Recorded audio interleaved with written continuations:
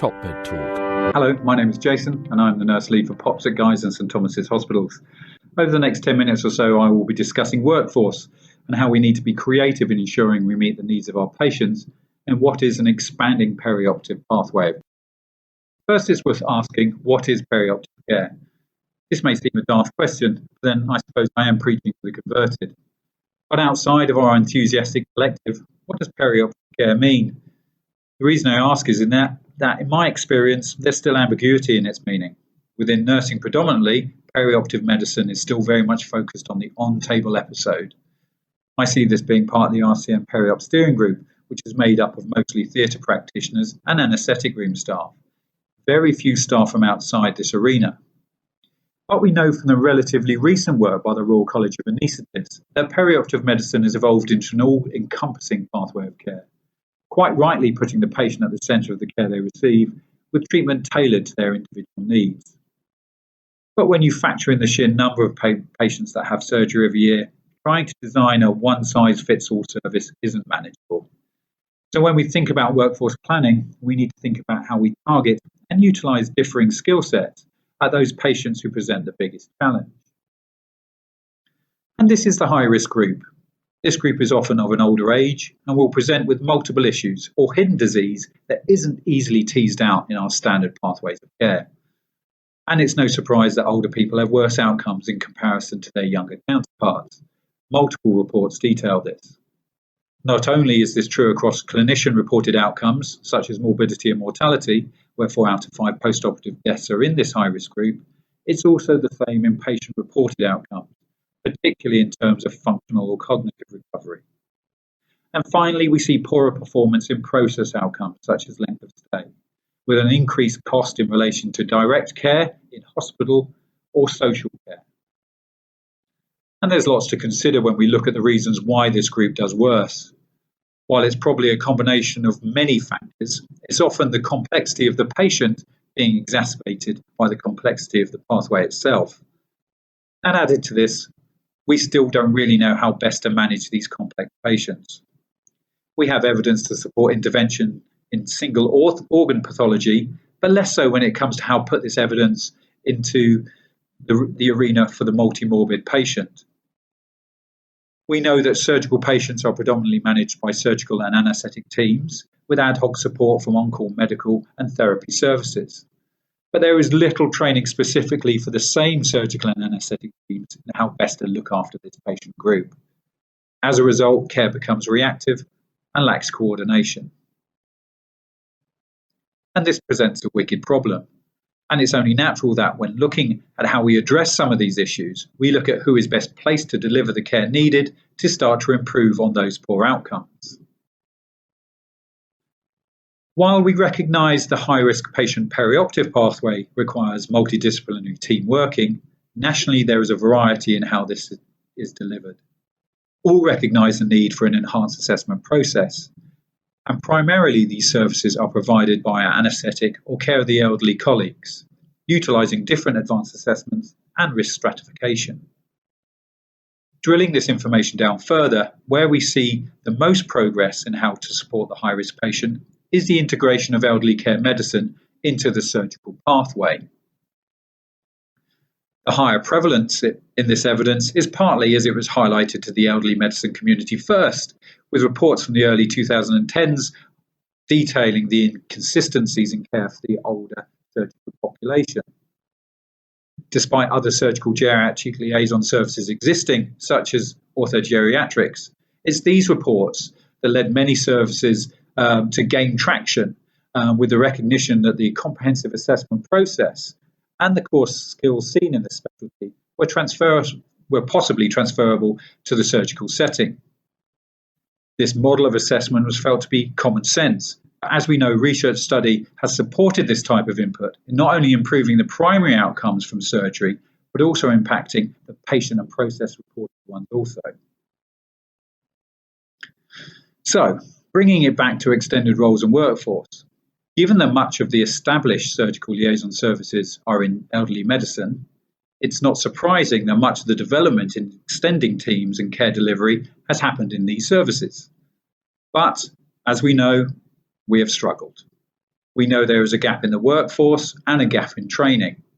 For one, there aren't enough geriatricians, and expecting our enthusiastic anaesthetists to provide overarching pathway support is unrealistic. But we also know that throwing more staff at the problem isn't an option. Just having more staff doesn't always equate to better care, especially when the staff do not have the skills required. We've seen this repeatedly.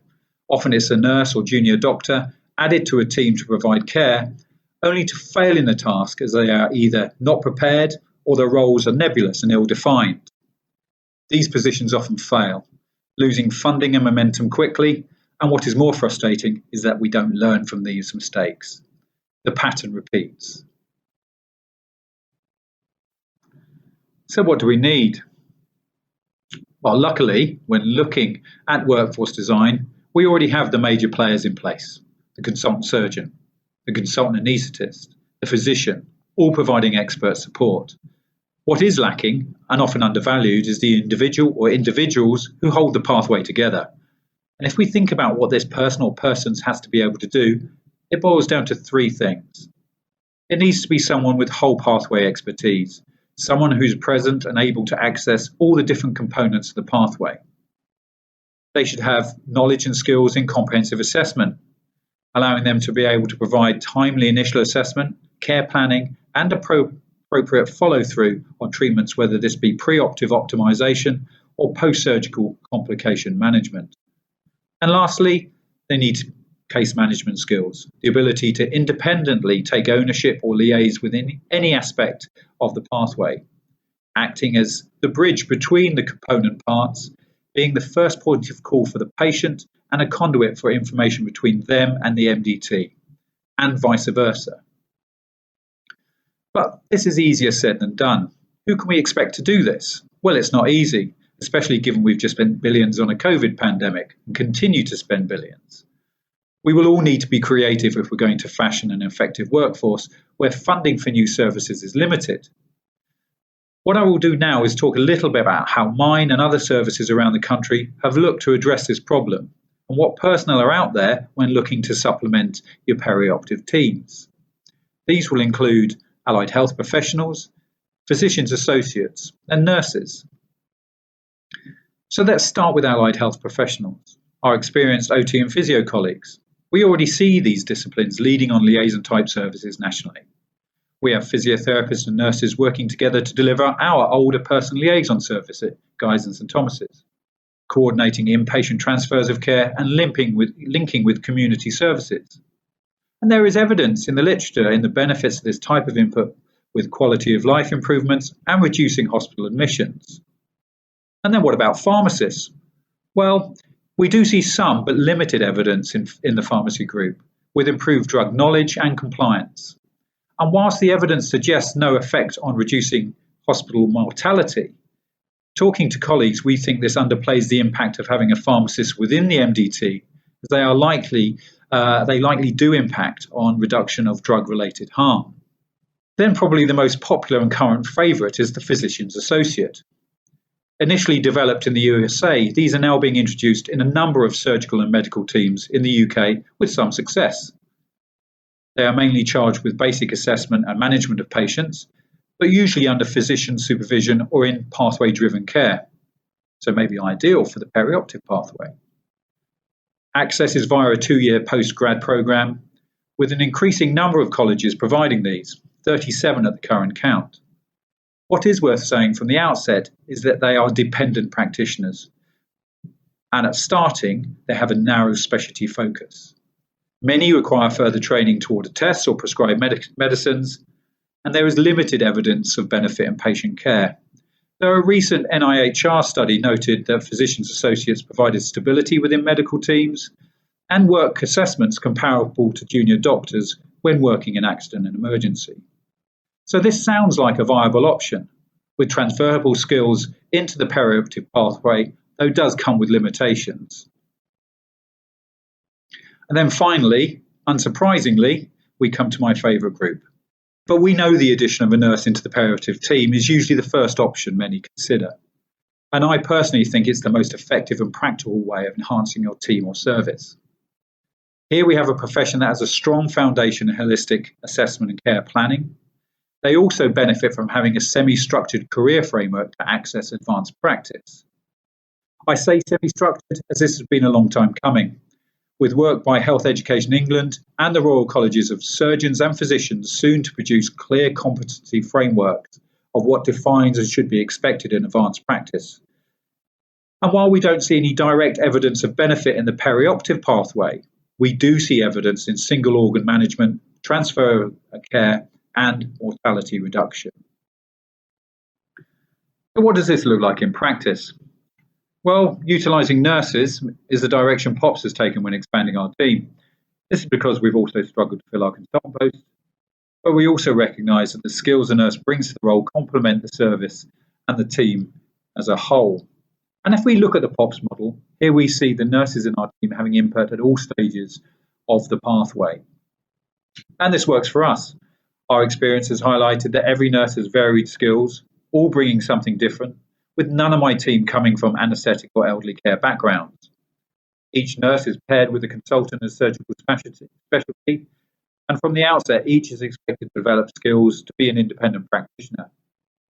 This starts with an initial focus on comprehensive assessment. And here we have a typical timetable. This is from our CNS, who provides in-reach into the GI unit at St Thomas's Hospital. To supplement the on-ward work, each nurse is attached to a POPs, comprehensive geriatric preoperative assessment clinic. This is usually once a week with timetabled admin for the follow-up of results and case management. As you can see, most of their clinical work is patient-facing, with often an early start in the surgical wards. This allows for early detection of patient issues, but also, and I think just as important, it helps build relationships in the teams you have to work with. And this works because it is underpinned by the senior medical team with shared responsibility. On a career progression level, the posts are supported by both a consultant and a senior nurse manager, with joint appraisals and multidisciplinary feedback. And this is reflected in the job description. The team encourages autonomous working, but this only works because there is a robust support network through formal and informal MDM discussion with easy contact to the senior team to support and aid shared decision-making and care planning.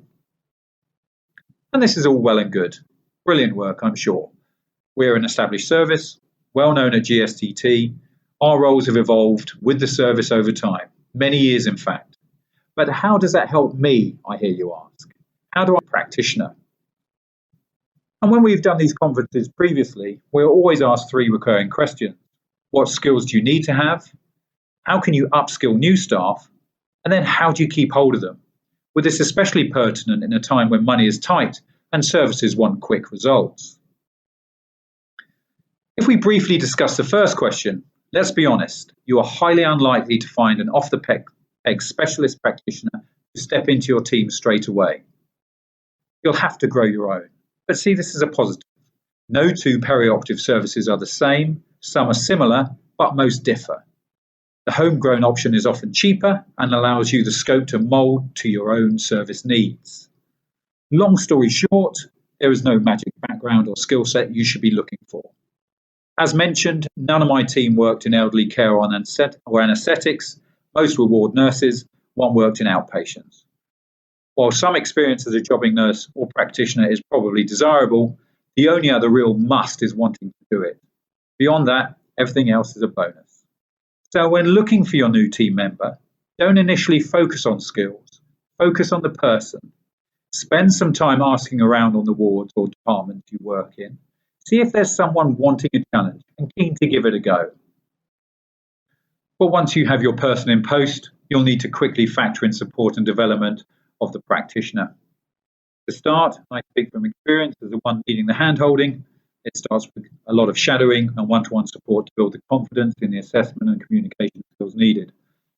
This is then further enhanced by college courses, such as the Advanced Assessment Skills course, and prescribing. These can be undertaken over time and are often something that are taken at later stages as the staff member gains confidence as an autonomous practitioner. And you can see how this fits into our local training programme. we have found this initial close one-to-one and MDM support invaluable in developing those early bespoke learning plans for the individual, who is also supported by our in-house educational timetable. To ensure the practitioner isn't struggling, progress is overseen and monitored at a 6 and 12 monthly appraisal. When looking to share our experience and knowledge, POPs also has a national education program. This is like speaking at these conferences or even our own, feeding into educational programs such as the UCL Masters, and soon to be up and running POPs educational module for allied health professionals, nurses, and physicians associates. The last of these is something I'll briefly discuss now.